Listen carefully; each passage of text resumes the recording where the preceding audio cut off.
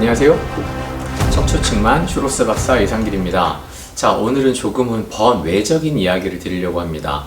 보통 저희가 척추측만이 있다라고 얘기하면 어떤 연령대를 얘기하죠?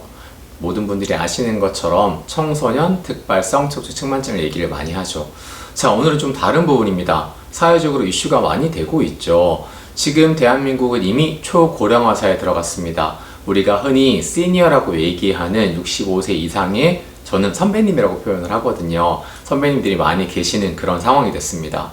자, 보통 청소년 특발성 척추측만증 같은 경우에는 유병률을 아무리 높게 본다 하더라도 9%, 10% 정도로 얘기하고 있습니다. 퇴행성 척추측만, 즉 시니어 분들의 척추측만은 어떨까요?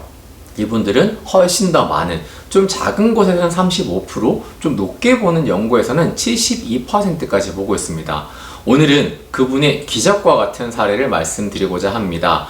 자, 얼마 전에 오셨던 분이신데요. 68세 여성분이십니다. 자, 이분 같은 경우는 지금 보시는 것처럼 외형에 대한 부분이 많이 무너졌죠. 슈로스의 분류법은 4CTL이라고 얘기하는데 이건 너무 어려운 부분이니까요. 흉요추 부분이 휘어지게 되면서 엑스레이를 보더라도 휘어져 있는 컨디션, 그리고 외형을 보더라도 이 척추의 움직임과 동일하게끔 틀어져 있는 아주 안타까운 상황의 모습을 가지고 계셨습니다. 사실 측만에 대해서는 그렇게 인지를 못하고 계셨고요.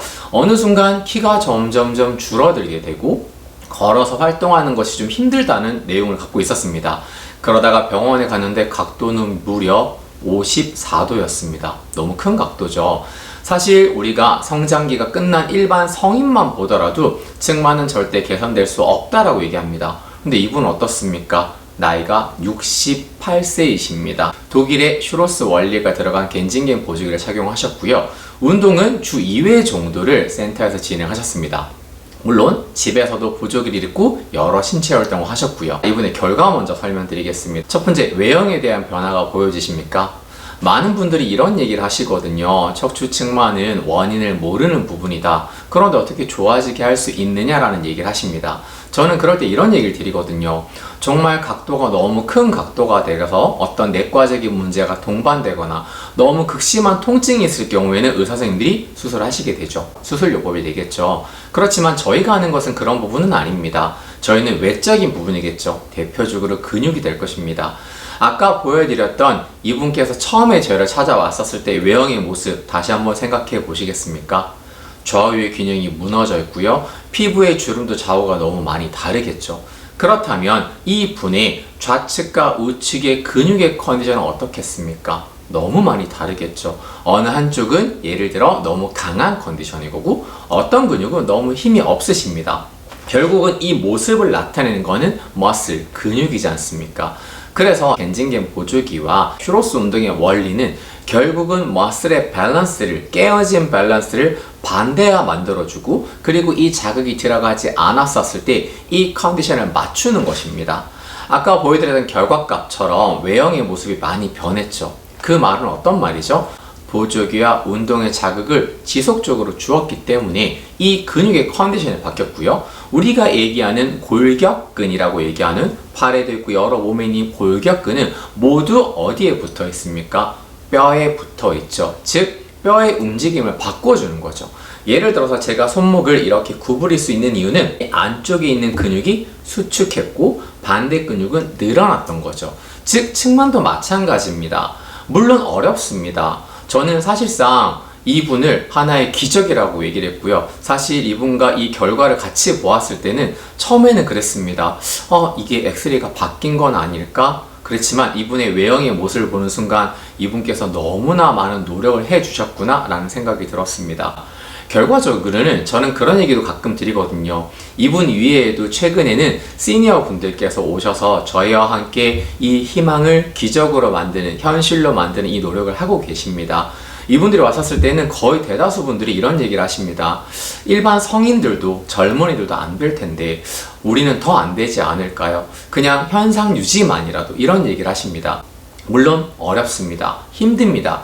하지만 저희가 한 가지 생각을 하면 이런 얘기가 있죠. 60대, 70대 혹은 그 이상의 어떤 선배님들께서 규칙적인 운동을 하고 식이 관리를 하셔서 흔히 얘기하는 어떤 몸짱 선발대회 이런 데 나가서 입상하시는 경우가 있습니다. 자, 그것은 기적입니까? 아니겠죠? 노력의 결과입니다. 근육이라는 것은 물론 일정 나이가 지나게 된다면 생성되는 것이 많이 어려운 건 사실입니다. 하지만 저는 이 얘기를 드립니다. 안 되는 것은 아닙니다. 많이 어렵습니다. 그 과정이 힘들 수는 있습니다. 너무나 많은 과학적인 근거가 있는 보조기의 원리를 받아들여서 하루에 보조기 착용 시간은 무려 15에서 16시간을 착용을 하셨고요. 초창기에는 운동을 주 2회 규칙적으로 오셨습니다. 한 2달 정도 지나신 후에 이제 개인적인 사정이 있어서 운동은 센터에 직접 못 오셨지만 그래도 집에서 꾸준히 운동을 이어가셨습니다. 그렇기 때문에 이 분께서는 각도가 54도의 각도에서 무려 45도 각도의 콧각도가 변화가 있으셨고요. 외형에 대한 모습도 누가 보더라도 중심축이나 어떤 근육의 밸런스, 심지어 이분의 걸음걸이의 패턴, 걸음걸이의 속도, 이 모든 것이 다 바뀌어졌던 너무나 대단한 케이스입니다. 자, 오늘은 좀 번외적인 이야기로 흔히 시니어 스콜리오시스, 우리가 이제 일정 이상 연령이 되신 고령자분의 척추 측만에 대한 내용을 말씀드렸고요. 저는 이 영상을 비롯해서 일반적인 그 개념을 조금 바꿔드리고 싶었습니다. 나이가 있다, 성인이 됐다, 혹은 시니어 인구가 됐다고 해서 내 몸은 변화될 수 없다. 그렇지 않습니다. 노력이 들어가면 충분히 변화될 수 있다는 말씀을 드리면서 이번 영상은 마치겠습니다. 감사합니다.